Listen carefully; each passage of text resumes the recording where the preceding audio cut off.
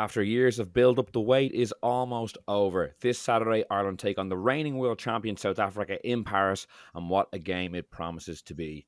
Andy Farrell's men took another positive World Cup step on Saturday night with a dominant win over Tonga, but the Springboks pose an entirely different challenge. So all that means we have plenty to talk about on today's episode of The Left Wing. Will Slattery here with you, and I'm delighted to be joined by Luke Fitzgerald and Jonathan Bradley for our chat today. And a big thank you to everyone who got in touch with questions and comments. You can still do so on Spotify or tweet any of us, myself, Luke, Jonathan, Rory, Keane, and Sinead, who are over in France. And we'll try to get to as many questions and comments as we can throughout the show. But Jonathan, now as we kind of make our way into South Africa week, as I mentioned, the build-up has been going on for so long. We've been so excited for this big game in particular. I think Rory O'Connor actually summed it up well in his kind of opening line of the match report on Saturday night. He said Andy Farrell probably couldn't have scripted a better opening to this World Cup in terms of, you know, the preparation for this defining pool match and potentially one of the defining games of the entire tournament. Absolutely. You know, we weighed it up last week with the risk reward of laying out a statement performance against the risk of injury. So to come through that, I understand that obviously there was a doubt over Finlay Bealham, and we'll see before Thursday whether he's going to be fit to play. But whenever we looked at the World Cup draw, whenever we saw the fixtures, this was obviously the one that had the red ring around it. And even in a worst case scenario now, with Ireland having had all 33 players in their squad on the training paddock today, with Jack Conan back in there, Sheehan back in the mix as well. Even in a worst case scenario, Ireland are going in with 21 of their first choice 23 available and their entire first choice 15 available. And if you look around the World Cup, that's such an enviable position to be in, let alone the fact that you started with two really emphatic victories, 10 points. You know, as Rod said in that article, like, it couldn't really have gone any better. It's beyond any coach's expectations that things have gone this smoothly, not even just during this tournament, but in the build-up to it as well in terms of your injury profile. Yeah, Luke, and obviously it's something that you were very, I suppose, emphatic about in the build-up, you know, kind of from the back end of last season, about Ireland playing their strongest team early doors in this tournament to build in some momentum, to get minutes into key guys. Now here we are, Springboks on the horizon, and it looks like it's worked an absolute treat. Yeah, no, look, I don't think they've got much of a choice, Will. I think, just with that risky fixture that Ireland have at the end against Scotland, I think you've got to put yourself in the best position you can coming into that one. Try and take as much pressure off, even though unlikely, that's ever going to be the case. You just have to go ahead and win that one. But we know just from our previous history with Scotland that we have a better chance of doing that. In terms of Ireland, yeah, look, you'd probably like I'm torn on this one. I think probably you'd like to have seen a bit more rugby in Johnny Sexton's legs towards the end of last season, although the counter argument to that is that, well, he's so experienced, you know what you're going to get with him in terms of his thinking on the game, and so far ahead maybe in that respect. That maybe a bit of cotton wool around the body towards the end of last season and over the summer might not have been such a bad thing, and it might give him more scope to if we go further on the competition, to be fresher than if he had a hard finish to last season. But other than that, it looks like Sheehan is coming back into the mix as well, which is great. I think we're going to need as much firepower as we can in the front row. Cian Healy is not ideal, but I still think there's enough there with Kilcoyne. I think looks strong on the loose. He's playing pretty good. I think maybe it looks like it might be him, but if it's not, I think we're still in good shape. The Bealham thing is a little bit, look, you're tight head against South Africa. Asking 80 minutes of furlong, I just think might be a little bit too much. You're going to need to rely on your bench in this one. So would like to see Bealham back. I thought he finished last season very well. He had a strong season all year, and he's a strong scrummager. Connacht do have a very good scrum. They have good stats around that. So yeah, look, other than that, I think in great shape. I would like to, I think there'll be real pressure on them this week, and I think we'll learn an awful lot about ourselves. I don't think South Africa learn as much from this one. I think we know what they are in terms of, outside of Libbok. I think we kind of know what South Africa are, don't we? But Ireland, I think we'll find out, what our mettle is like. How far can we go in this tournament? I think will be dictated by maybe the confidence that we get from a win, or possibly, if we get a loss, could we go ahead and would we have the stomach to then go on and turn it around and beat France, who are quite similar to South Africa, if we go ahead and beat Scotland? So not riding on this one. I think Rory's right. I don't think I believed him at the start of the competition about how big a match this is. But the closer it gets, the more I think it's absolutely crucial. Jonathan, is it a bigger game for Ireland on Saturday than it is for South Africa? Given the fact that they've beaten Scotland already, they are into the quarterfinals more or less. There's maybe an idea that they would be better equipped to beat France in the quarterfinal as well if it came to that. Like, or am I kind of? Is it just that it's crucial for both teams? It's huge. It's seismic, regardless of where you're coming from. Or is there a little bit more pressure on Ireland to deliver if they do want to go on and win a World Cup, as Luke mentioned? No, I think that's 100%. Will, that's exactly how I see it. Like, Luke can probably speak to this better than I can, but the intense atmosphere of a World Cup camp, with Ireland having this down week after the South Africa game, like, I don't think that you want 2 weeks of stewing over defeat before you go into the Scotland game. And bearing in mind that Scotland game then essentially becomes a last 16 game, because if you lose it, then you're going to go out. So I think just the way the fixtures have fallen, I think it's massively bigger for Ireland, because South Africa can lose and still feel relatively confident that they're going to go through. Whereas Ireland would have this hurdle of a Scotland side that, while we've talked in past weeks how we don't think they're as good as Ireland, it's not the kind of game where you're just going to look at it and be like, well, we're going to win that. That's a live game that Ireland would then have to prepare for, which would then mean if they were going to win the World Cup, then you've got 4 knockout games in a row, and that's going to be incredibly difficult to do.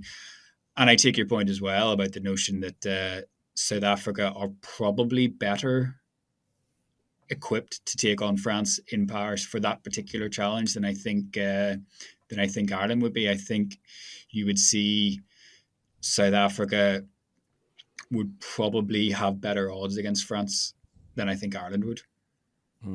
Luke, and you mentioned there, like, about the idea would Ireland have the stomach to recover from a defeat. Everything's been going so well, 15 wins in a row. I think 25 out of 27 victories, going back, 2.5 years now, that if they're, and given our history at World Cups as well, if the first kind of sign of a setback comes during the tournament, can they recover? Like, you touched on it there. What's your notion around that idea? I think maybe where I'm leaning with that one is, could they recover in time to beat France? Which is really what we're all wondering, isn't it? Do you mean physically or mentally or both? I think a bit of both, Will. Yeah, like, I think, they've got an awful lot of confidence from November, but I'm a little bit concerned about that one. I thought South Africa, couldn't they couldn't kick snow for rope that day. Now, the thing is, they might still be in the same situation. Exactly. So, like, that's what we're all hoping, I think. But just the pressure that they can put on, I think that defensive system is quite unusual. Well, not unusual, not everyone seems to be coming hard up, but South Africa seem to be completely hedging their bets. They seem to have, there's times on the pitch where they continue to come forward, like, I'm not going to say on the edge of reckless is probably how the best way I would describe it. They could have their whole team inside the front post or the first post, and still they're coming hard up at you. They're just not going to give you any space to maneuver. And I wonder, Ireland do play a reasonably, high risk strategy. But it kind of can go one of two ways. Like, I mean, I could see Ireland opening this South Africa defence up if they get it right, but it's so bloody hard to do it. And not many teams have done it that regularly. And then can you contain that weight of the pack? The reason I mentioned this one as being such a crucial fixture and why I've come around to that is because I think France, while they're not as gung-ho defensively, they pose a lot of the same problems for Ireland in that weight and the scrum, and they have a very strong line-out too. So you wonder, would they be able to figure it out in time? Also, having played Scotland the week before in a massive crunch fixture. So it just feels like it's an awful lot of pressure in 2 weeks to deliver 2 huge performances if they don't get this one over the line. Now, New Zealand is still a massive challenge, but I just feel like you'd be in a better position. You'd feel better about yourself having seen that South Africa-New Zealand game, having seen the French game only in the last kind of 5 or 6 weeks. And you kind of say to yourself, look, there's plenty to target there in New Zealand. We'll manage well against them in the scrum. And then, like, are there many teams in the world at the moment that play better rugby in the loose kind of, in kind of unstructured than Ireland? I would venture a guess and say possibly not. I think Ireland as a team cohesively, I mean, they play beautiful rugby on the eye. They really do. And everyone can play 1 to 15, whoever's on the pitch, even the bench guys. So New Zealand does suit us an awful lot more. And I just feel like it might be a challenge to get back up and get over that quarterfinal hump against France. Yeah, so Jonathan, say if we're sitting here next Tuesday recording, and we're looking back on an Ireland victory, what do you think the game looked like? If you can kind of look at it like that, like if Ireland do get over the line, if they are to win, how do you envisage that kind of victory coming about in terms of how they might target South Africa? Well, I think it's exactly as Luke said. Luke talked about the South African defensive system, and like it's really, really fascinating to watch the way that they set up because it's very easy to look at it on a Monday morning and you get the aerial view of the pitch and you see where all the space is. But to do that in the moment is obviously so difficult because you watch the South Africa game back and you see what you think are all these opportunities, but we're talking about the best teams in the world and they're not taking them because of the pressure that South Africa put on your decision making and the pressure that South Africa put on your passing to get that extra to get the ball out wide. We talked 2 weeks ago about the Darcy Graham incident, and that those type of things loom so large. So there's no doubt in my mind that Ireland are going to create those chances. But if they're going to win the game, they have to take those chances, and that's what teams really struggle to do against South Africa. So I would look back at, say, the try that Mac Hansen scored. And yes, obviously, Mac Hansen does brilliantly to finish that off himself, beating what felt like 4 or 5 Tongans on the way to the line. But if you watch the build-up, it's such a good team try in terms of the patience that Ireland moves through. But also, the key pass, if you like, is the one that Hugo Keenan plays to Gary Ringrose. And he gets absolutely emptied. Like, he gets properly melted as he plays the ball. But that's what you have to do. You have to make decisions in those instances where somebody is right up in your face and you know that you're going to get hit and you're going to get hit hard. It's making those right decisions to get the ball to the edge because that's where South Africa leaves the space. But they bank on you not being able to do that, not being able to get the ball to the space. And they do it in a different way than any other team in international rugby for me.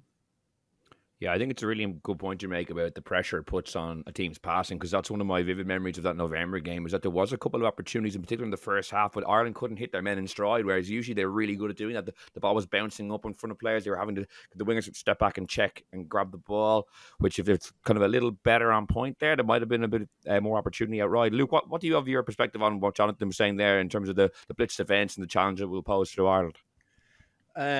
Yeah, do you know what? I'd love to. I think it's a similar... I'd rather answer actually the same question Jonathan did, because I just think it's a little bit more interesting. If I'm being completely honest, I think not to dent your beautifully crafted questions, Will, but I just think it's such so I'll ask both of them. Yeah, fair enough. I just think just in terms of what an Ireland victory might look like if we're looking at it next week, I think it looks like we've survived at scrum time.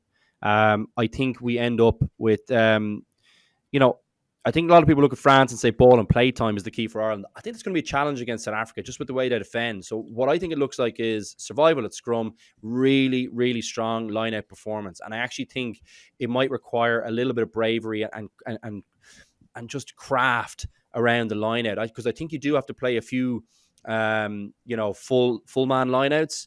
Versus I think the temptation against South Africa, because they're so good there, is to possibly go with shortened lineouts. But that actually creates a lot of problems with you getting any go forward if they have bigger numbers ready, kind of on their feet out in the back line. If you can kind of have your loose forwards and people like that, Will. So I expect them to have a very strong line-out performance with a little bit of bravery around being kind of full man. I'd love to see them try and push them around a little bit, but also I think it'll probably require a little bit of outside the box thinking about how you break down this defense. So it might be maybe one try from a set play that's very, very creative that they might have spotted during the video work. I think it requires a really good two things. I'm conscious I haven't mentioned Ireland's attack, which I did mention previously about being really, really strong in the loose. And Ireland are very good there. But I think if we're going to win, that has to go well. But particularly your defense has to be rock solid. And you have to try and meet the South Africans on the gain line or just before the gain line. I would actually venture to say you need to meet them before the gain line, because I don't think you win as many collisions against the South Africans just because of their sheer size and power. So the collision has to happen a little bit earlier. That requires bravery. It requires great fitness as well, particularly if your forwards have been in pushing and shoving with heavier guys in the South African pack. And the last thing, and probably I'm not going to say the most important, but certainly up there with the line out for me, is the kicking game. The kicking game has got to be on point. You have got to figure out ways to put pressure on them. I thought Ireland did that quite well in November. It might not look like some of the tradition. Sorry, it might look a little bit more traditional, actually. I'd amend my original statement to possibly going and using our centres, depending who's on the pitch, If Robbie Henshaw is there, I'd be getting him to chase a lot of high balls. Actually, I think he's brilliant at that. I think himself and Gary are good there. You could put an awful lot of pressure on the back three there, and then obviously our back three players have to have big games defensively and an attack. So I think they're the keys. I know I've pretty much covered every facet of the game. You have to be but we are playing against probably one of the best sides, if not the best side in the world, in my opinion. So everything has to go right. But they're the key things. Just if I was going to say to myself, what has to be great? I think you've got to get all those things right, with the key thing being the kick and the line out. Yeah, it's interesting you brought the kicking game up at the very end there, because I was going to bring that up if you hadn't, because I was reading Bernard Jackman on Sunday. I kind of forgot that, Cheslin Colby's 5'6", Curly Orange is 5'8". The two Ireland wings, if it's going to be James Lowe and Mac Hansen, are about 6'1". So now Colby is very good in the air for us. Colby's excellent, though. He is very good. Yeah, there's still a 5-inch advantage that an Ireland winger might have contesting a high ball in front of him. Like, as good as he is, that should hopefully, if they go to the kicking game. It's funny because Ireland become so sophisticated in attack that we don't really discuss the kicking game quite as much anymore. It was obviously a kind of a focal point of the team, prior to Andy Farrell coming in the Joe Schmidt era. But do you think, Luke, it could be a very kind of key battleground? I think it could be, and that's where Johnny Sexton really comes into his own. I think there won't be any no-look, silly crossfield kicks. There'll be properly targeted, smart kicks, and it could be grubbers, it could be chips. He's got a really varied game. Now, I know the one against Romania at the start of the tournament didn't work out too good, but generally speaking, he's got a really good knack for being a bit creative with it and maybe giving you, as a back three player, a kick late to the line, particularly if South Africa are coming really hard off the line. Something late that's creative and that can be very, very difficult to deal with. And I think it's going to be a combination of those things. But obviously, I do think going to the air is a strength for Ireland. I think it'll be hard not to pick Bundy a key, but I do love Robbie Henshaw. I do love that he gives you that extra. He's so good at chasing high balls as well, lads. Now, that might be, look, you might still be able to pick Bundy and you get that physicality. He probably might have an edge on Henshaw, very slight edge now. Henshaw's very, very physical too. But even if he comes on with 30 minutes to go to replace one of the centres, I'd be using him in the air. I think you could put some real pressure on the South African back three through the middle or out the side. That one through the middle is really, really hard to defend, particularly if there's gaps for your chasers to get through quickly. So that's something I'd certainly be using as a weapon in your arsenal. I think as well, Ireland were very creative against Tonga off the 20. Well, they're not 22s, the restarts. Very, very creative there. We saw that kind of old school Joe Schmidt move. There was a version of that where Caelan Doris obviously went through. I think I'm hoping they've got a few variations of that, because obviously South Africa will be prepping around there. I expect them to. I know Andy Farrell made that kind of tongue-in-cheek comment about it, and there was a bit of a chuckle. But I do think that Ireland will have to be creative as well, Will. I think it's going to require a little bit of out-of-the-box thinking. So hopefully Mike Catt has something in there, and Paul O'Connell have something that they've got up their sleeve. I expect them to have it, because I think you might need it in a very tight game, which is what I expect. I expect this to be very tight. If Ireland hold up defensively against South Africa, this is a tight game, because they certainly won't be wilting defensively, and you might need just a moment of magic or a moment of outthinking the opposition. Could be tricky though, but it's going to be that fine margins, I think, that decide it. Yeah, your point about Robbie Henshaw is a good one, because I feel like, given the talk about bench options, 6-2 splits, 7-1 splits potentially, the South African bomb squad, having Robbie Henshaw on the 23 jersey, I think, is a big point of difference for Ireland. A lot of teams don't pick a centre in that role. The multifaceted game that he brings, being able to chase kicks, being able to play traditional centre play as well, I think that could be very decisive in the second half.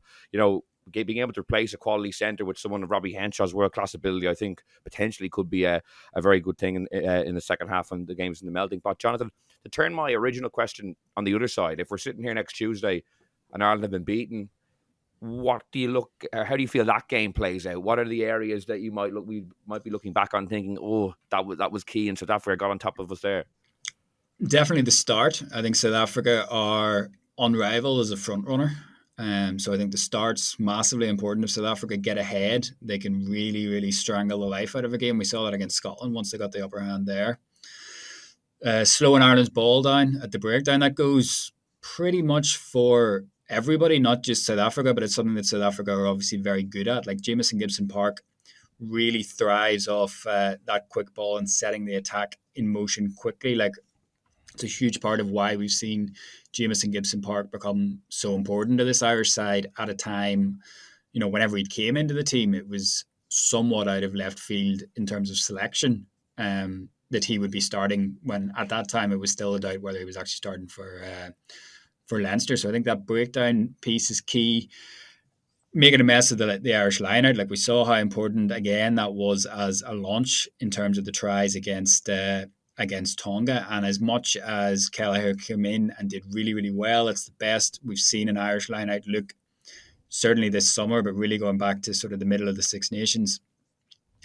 But it was against Tonga, who, for my money, aren't as good at the defensive lineout as a team like Samoa that we saw in the summer, But South Africa, and especially if Etzebeth is playing as we think that he will, that's going to be a huge, huge challenge in terms of getting the clean line-out ball that you need. And I think those are all areas that South Africa will be looking at, not so much from what we've seen over the last fortnight of Ireland, but even going back to that game last November, those are the areas that they think probably provide the blueprint for beating Ireland. But it's the same as what we're talking about with South Africa. It's knowing how to beat them, and then it's going out and doing it, because as we've seen, Ireland haven't lost in, they've won 15 in a row. So knowing what to do and implementing it are two different things.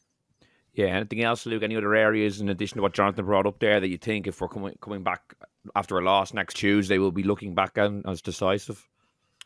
If we're looking at a loss, I think, South Africa get their kicking game right. They get on top at set piece. I don't think it'll be that overly. It won't be more complicated than that.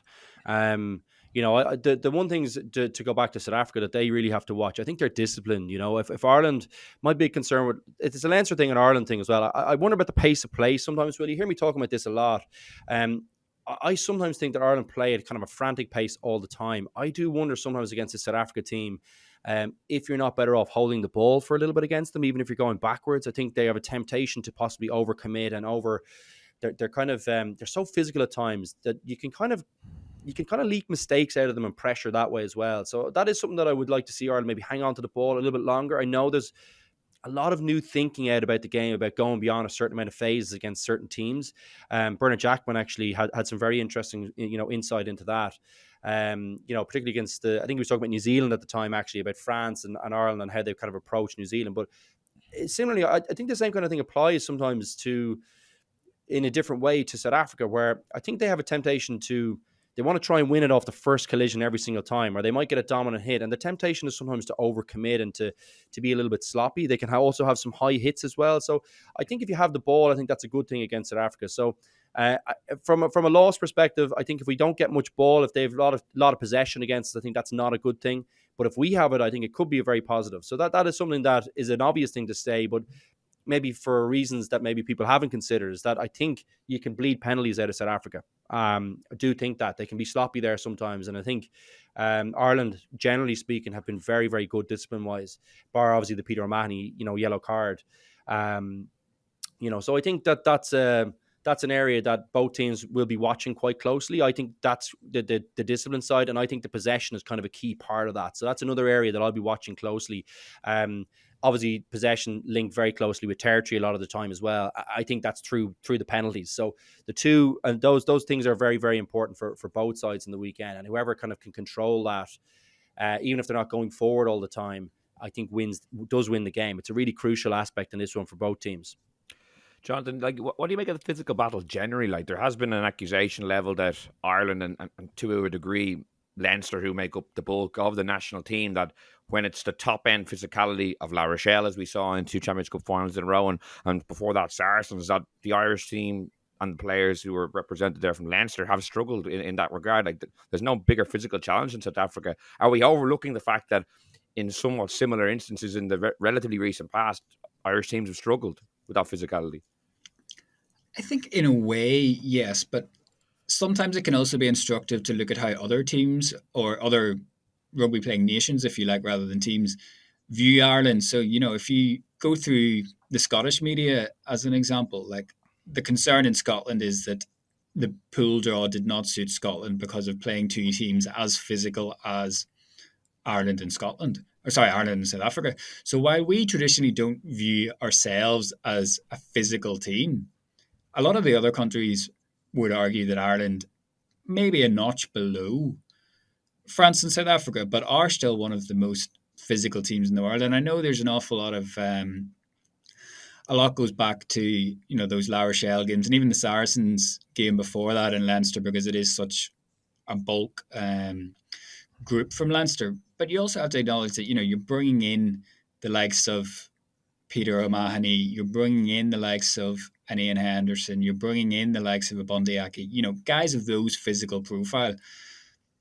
to hugely supplement what Leinster have as well. And, Luke mentioned physicality of a Robbie Henshaw. It's not something that we associate with him, but it's there. And I think it's the same with a lot of these Irish players. Like, we don't view them as hugely physical players, but, you know, they are, and they stack up in that regard to an awful lot of teams right around the world.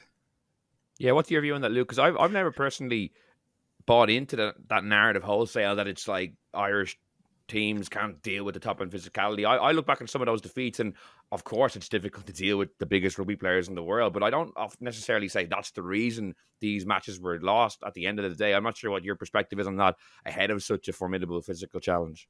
Yeah, do you know what? I kind of, Jonathan's comments there really opened my eyes to it a little bit. Maybe I've kind of fallen victim to that, because maybe I think that Ireland, I think Ireland's style of play it's definitely lured me that way. I think we're kind of trying to avoid the squeezing teams out. We're not that type of team, in my opinion. But when I think about it, it's not to say that we actually aren't physical. I mean, you think about our rucking, I think generally very accurate, very aggressive in there. We do get very clean ball. When we're playing well, and we're putting the ball on a platter for Jameson Gibson Park, and we're really rolling. And the rugby I think we've associated with this team over the last couple of years, 2 years probably, is very easy on the eye. You probably can only really do that if you're winning collisions, and you're winning rucks at good speed, and you're an aggressive, and your body height's good. All those things are really good. So maybe, I suppose, where I'm looking at is possibly around scrum and line out, and I think maybe at times, every team in the world seems to struggle with a good organized lineup, but South Africa particularly seems to be organized and have the weight. And I would associate the same thing with kind of La Rochelle. And they do pose very, very similar challenges. I do get the point. I think Jonathan makes a good one about, the extra bodies in there. And you think about our bench, is very, very strong. The likes of a Conan could be there. Sheehan, we don't know whether he's going to be starting, but he could be there. Finlay Bealham has been excellent. So we actually do have lots of ballast in there. Henderson could be on the bench more than likely, I would think, this weekend as well. So there's plenty there for us. And I do think that, there's plenty in the tank for us to compete there. I do think that's probably not the game we want to play against South Africa. Maybe that's why we're talking about it. We want to be playing a faster pace, a kind of more... We want to be, yes, winning collisions, but we want to be winning them in different parts of the pitch so we can open up the pitch. I think they want to be winning them just to get over the gain line and squeeze us and get the momentum back, in the tight exchanges. I think it requires less thought, it requires less skill to do that, I think, which is why I always think South Africa is so effective in World Cups and they're such a difficult team to play against, because a lot of their game plan doesn't actually require a massive amount of really technical ability or passes under pressure. It's just, can you deal with us? Can you front up against us physically? And there's a massive challenge in competing with that, because we have to be, we've got to perform, I think, more complex tasks in a very pressurized environment than they do to get the same results that we're trying to get. So that's the big challenge. Can we rise to that? Can we mentally deal with that? I think they've got less pressure on them to mentally deliver their game plan. So, God, it's really fascinating when you get into it. I do think there's plenty of physicality in this Irish team to go ahead and win the game. They do have that. But I still believe they'll be doing it in a different way to South Africa. And it's because we are less physical than them. Simple as. John, the one thing I'd like to ask you, and it kind of goes back to the first question or the first point I raised about Rory's, remark about, the perfect 2 weeks build up, or you couldn't script a better one. Like, from a South African perspective, obviously 2 wins from 2. They have a foot in the quarterfinals since they beat Scotland. But at the same time, the Malcolm Marx injury is major. Like, their situation with Dion Fury and Marco van Straten covering hooker, I'm just going to flip that around and say, if that was Ireland, we would be going, what on earth is Andy Farrell doing? Like, he has 2 back rows as his replacement hookers. Like, this is crazy stuff. And not only does it weaken their bomb squad, but Malcolm Marx was in great form as well. And obviously the Handré Pollard thing, kind of parachuting him in after 40 minutes in like a Premiership Cup style competition as well, is they're being very cute. They're like maybe a little too cute potentially. Like, what's your view on their build up and how they're entering into this game? Like, Will, you make the point about what would we be saying if this was Ireland? The equivalent of what South Africa are going into this game with, if it was Ireland, would be they're going into it without Johnny Sexton, Dan Sheehan, Josh van der Flier is the backup hooker, Gary Ringrose is injured. Like, because Lucanio it's been flagged for so long that he was going to miss this tournament, he's been forgotten about. That's a world-class player. Malcolm Marx is a world-class player. Lou de Jager is a very important player for them. Etzebeth, we think, is going to play, but he's a doubt. And they're saying that Handry Pollard isn't going to play. And we know how important he was in the last World Cup. And we know how important goal kicking has, you mentioned that game in November. You know how important the goal kicking aspect of this test match is going to be. And they don't have a frontline goal kicker. If it was Ireland, like, people would be booking their flights home already. Like, genuinely, like, if Ireland aren't going to win this game now with all the problems that South Africa have, they're never going to be viewed as favourites in a World Cup game of this size, because obviously, yes, South Africa have more players, they've got great depth, but like, they're missing the spine of their side, essentially. And it's all important players, and it's all really important aspects of the game. We haven't talked about the scrum yet, but if Mbanami doesn't go the 80 minutes, like, we're talking about a back rower scrummaging in an elite level World Cup test match. Like, that's a massive, massive disadvantage. Surely it has to be. Yeah, it's a major risk, Luke. Like, what's your view on it? Obviously, the South African team will be named by the time this podcast is being listened to, so we won't try to preempt their selection too much because it'll be out of date by the time this comes out. But like, there's obviously a lot of uncertainty around what kind of bench Rosie Erasmus and Jack Neenam are going to pick. But Jonathan touched on a huge amount of issues there that, like, we haven't really discussed, but we've kind of focused on the game planning nature of it. But just in terms of sheer personnel, they're down a couple of major players. They really are. I think I suppose the Pollard thing, I think the big concern we've always had with this South Africa team about going the whole way through the World Cup is the place kicking. So Pollard probably sorts that out for you to a certain extent. I know he hasn't played a huge amount of rugby, but they gain that even though they lose a world class player. I think our view is that I think maybe we've just gotten used to some kind of pretty out of the box. I was going to say crazy, but some out of the box thinking from the coaching staff there. They seem to be, very, very creative and very confident in what they have. I believe they won't do the 7-1. I think it's too big a risk. I think they'd be silly to do that as well. They could leave themselves really, really caught. And as well, like, they'd be taking a risk that Scotland don't pummel the minnows in the group, and that they don't beat us. They're taking a big risk on that. Like, they only have, when you think about it, I think it's a 15-point window, wasn't it? With 18-3, I think in the Scottish in the South Africa Scotland match. So not a massive window, and you just you're kind of leaving yourself open to having a big banana skin moment if you do take those chances. I think they will go the 6-2 because I think they believe that's where the strength of the team lies, and they can maybe expose Ireland a little bit. I think Ireland will go traditionally with the 5-3 as well, so they might have a slight edge there, but they are taking a small bit of risk there. I think they'll think it's worthwhile because it plays to their strengths, but I think maybe we've gotten used to, as I said, some out of the box thinking from this coaching staff, and maybe we haven't been highlighting maybe some of the unusual things that they have been doing, and possibly some of the risks they are taking. So wait and see that. 4 scrum halves in the squad, 2 hookers already. That looks like it was a massive blunder. Like, let's just be frank. Like, even if South Africa win the World Cup and then Benambi goes 80 every match, I'm not going to be like, oh, what a masterstroke that was to only have 2 hookers, like that. You're going to be thinking it was a silly risk. Yeah, 100%. Like, you're putting in Benambi as another world class option, but it's requiring him to play pretty much 75 minutes or 80, potentially 80 minutes. I don't think Dion Fourie has played hooker. I think his last club appearance was the 2017-18 season, I think I saw someone say. So, like, it's not as if he's playing there week in, week out, or has been doing that relatively recently. So it's a massive risk. Yeah, and their line-out is important to this South Africa team. As much as they can kind of push around at scrum time, with it's just some unbelievable options on the bench, and that sheer weight that they have. They will miss, like, if their line-out isn't functioning, they don't function too good either. I think it's a really important tool for them. Generally speaking, they're if you think about the great South Africa teams, and this is a very good one, I think. Their line-out has been an area of strength. They're just a lot of big men. They seem to be very, very organized and creative. They're hard to stop.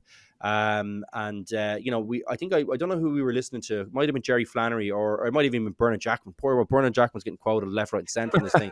But sorry, no, it wasn't. It was James Tracy I was listening to talk about their maul, and he was kind of talking about how you can kind of get lured into thinking it's just a lot of big men, pushing around smaller men. But really, there is an awful lot of subtlety around how they were setting up. I drove into an event with him there, I think it was last week, and I asked him about it, and he was kind of saying, no, look, what they do is actually they're really, really creative. They're very adaptable, and they have the big men, which is the advantage, but their thinking is can be ahead of a lot of teams in there too. So, this South Africa team, they might really regret that decision to not take out another hooker. I think you're right, Will.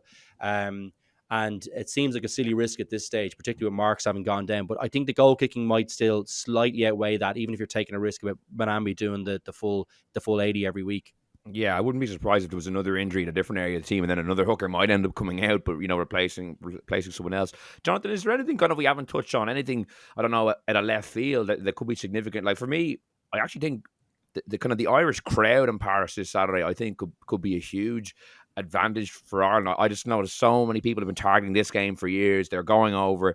Obviously, the first 2 weekends was great Irish support there, but given they were always going to be relatively one-sided games, it probably didn't make a huge difference. Whereas this time, I think it could be a key thing in Ireland's favour.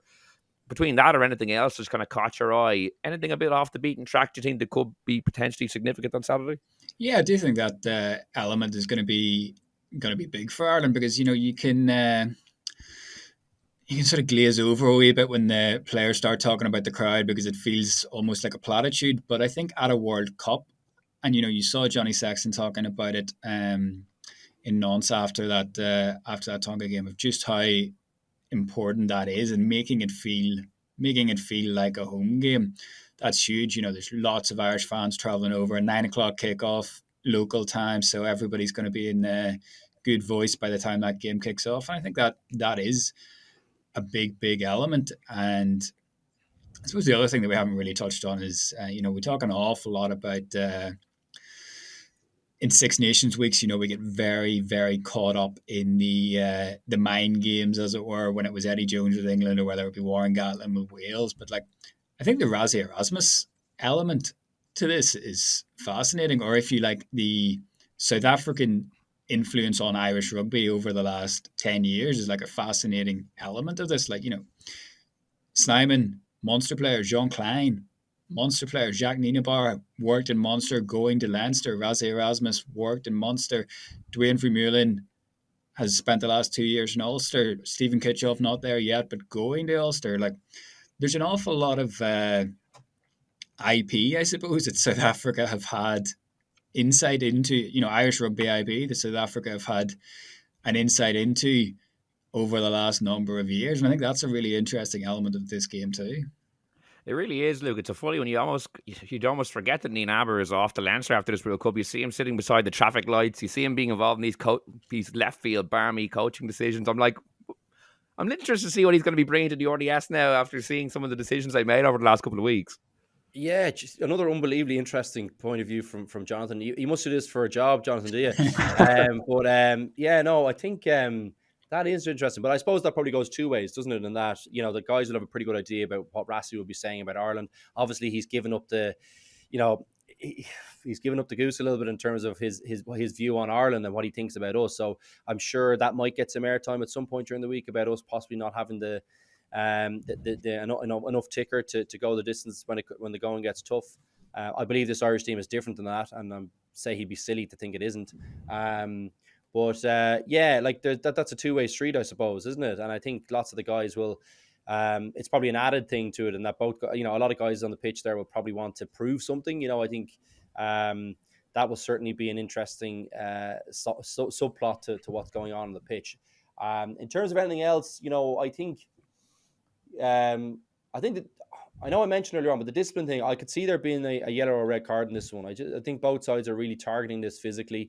South Africa to put to kind of bully Ireland to kind of stop them doing that. That can kind of lead to some, when tensions are high, you're nervous, that can lead to some bad decision making. I think that's something that could really play a part in this one. So I wonder, if both coaches will have mentioned something about that, because I don't think against Ireland or against South Africa you can play with 14 men for large periods of the game. So I wonder, will refereeing play a big part in this, and could someone see an early red or a few yellows in this thing that maybe turn the tide? It's a negative way of thinking about it. We don't want to be talking about the kind of disciplinary side and particularly kind of, officials' decision making, but it could play a part. It's physicality is the key to this game, as it is in most rugby games, but the physicality, particularly in this one, decides it, I think. So I'm watching closely for that one. That hopefully someone doesn't make a rash decision that ruins the game, because I think both sets of supporters really want to see this 15-on-15. I think I'd be okay with an early South African red card. I wouldn't be too put out. I wouldn't. I'd love to. I want to see what we're made of. I think we might have turned the corner this team. I have a huge amount of confidence in what we're about. I think if Sexton, was to pick up an injury as well, I think we're actually in the best position we've been in a very, very long time to weather that storm. I think the person who comes in looking like Ross Byrne at this stage, could still guide us to the promised land of a victory against South Africa in the World Cup. So much to talk about in this one, isn't there? Like, you could go on all day, but there is really a lot of interesting things going on the side of this one.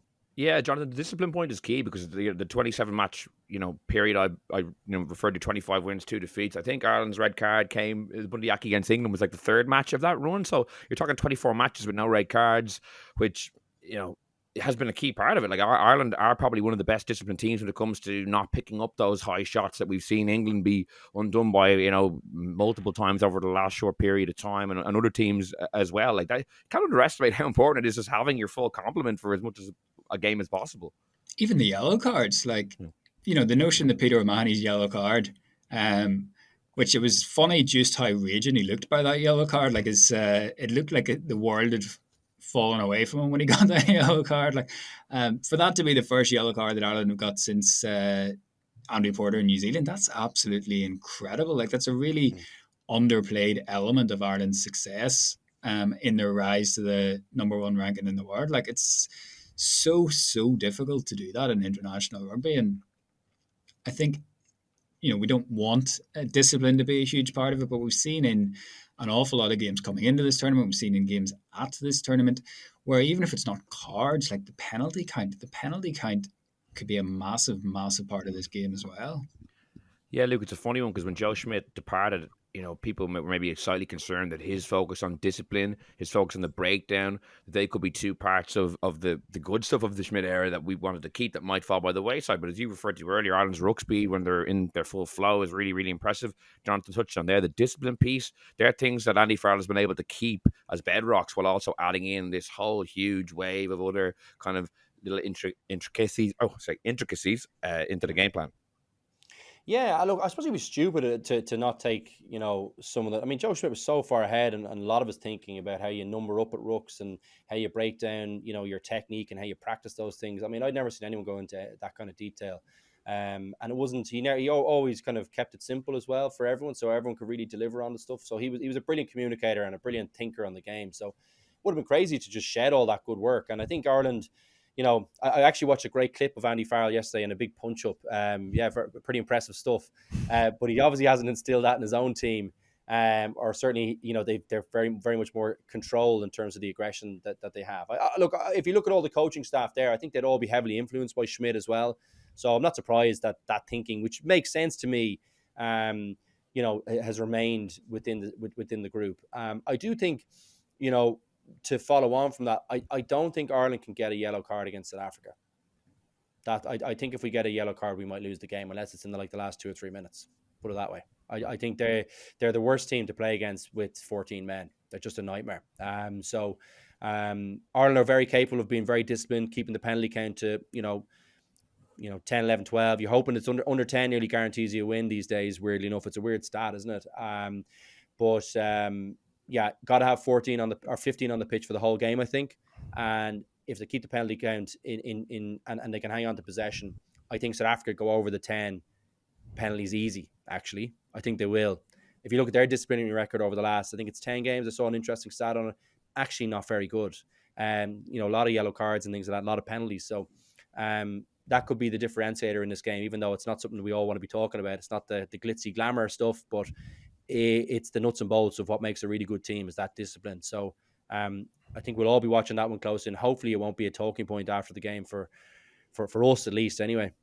Just before I finish up and get your predictions, just quickly on the Fiji-Australia game, Jonathan, it was the big game of the weekend. You know, obviously we were talking a lot about the Fiji-Wales game the previous week and how unlucky they were at the end to not come away with a victory, but what a moment for them. In Australia, conversely, like staring in the barrel of elimination, the pool stage, I think for the first time ever, which would be an absolute disaster for Eddie Jones after making that big coaching change. What did you make of the game?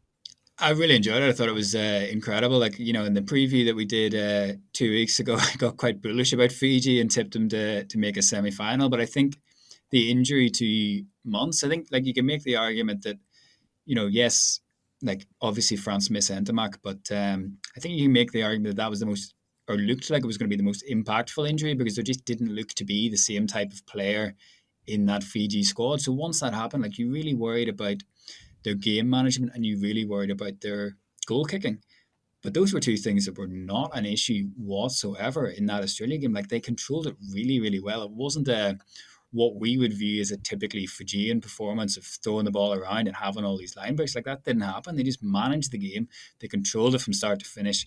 And the goal kicking for a guy that, you know, after the game said that he'd never really done it before was unbelievable and just really kept that scoreboard pressure on Australia, who we know are a very young team, probably a bit of fragility in terms of their confidence.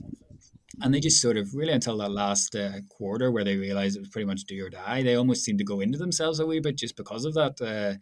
I suppose the pressure that was coming on from the scoreboard. But look, it's what this tournament needed. You know, we talked the first couple of weeks about this idea of the Rugby Championship sides and the Six Nations sides, unless they were playing each other, you know, they had won. We talked about whether we were going to get upsets. We all thought that we were, but we hadn't really had one. And it's arguable whether you can even call it an upset. It didn't play out like an upset. But just in terms of, I suppose, those traditional superpowers, you know, this was the first one that we saw really knocked off. And it sets up the rest of that pool incredibly well because like that Australia Wales game this weekend is absolutely massive now because I wouldn't write Australia off just yet because I think they can do something in that game and then that pool is blown wide open if that's the case. Yeah, Luke, what are your thoughts on it? Oh, would love to see Eddie Jones go home, if I'm being honest. Yeah, no, look, I think it was a bit like, you know, it looks like now the Hooper and Cooper, you know, selection decisions probably come back to haunt them a little bit. They looked like a bit rudderless out there, I thought. Fiji were very good for their win, completely dominated at scrum time, I think. And obviously, look, the athletes that they have in the back line, I just, you know, combine that with Bottia, who seems to be getting, like, anytime he goes near a ball, cannot seem to be shifted. You know, he's just a complete nightmare to play against. I mean, we give Leinster a hard time, but playing against Skelton and playing against Bottia, they're just a nightmare combination, aren't they? They really can destroy your game plan. I wonder sometimes if we're being overly harsh on Leinster a little bit, and maybe Ireland's ability to deal with that physicality, because it looks like not many other teams can deal with Bottia either on the ground. He's just so good at getting into position and just seems to cling in there. Seems to be able to contort his body into positions where you're kind of saying, like, how is he still there and absorbing hits in there? It's just incredible.